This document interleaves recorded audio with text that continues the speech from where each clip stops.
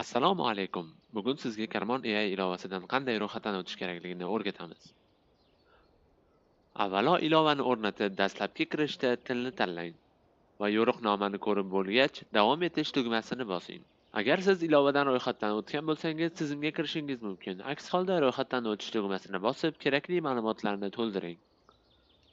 Tasdiqlash havolasi emailingizga yuboriladi. Elektron pochtangizdan havolani bosing, telefon raqamingizni kiritib, SMS orqali kelgan kodni kiritib davom eting.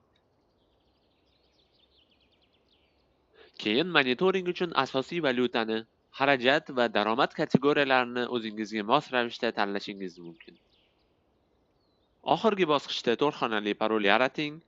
Tabriklayman! Siz ilovaga muvaffaqiyatli ro'yxatdan o'tdingiz. Ilova beta versiyasida ekanligini eslatib o'tamiz. Savollaringiz bo'lsa, biz bilan bog'laning.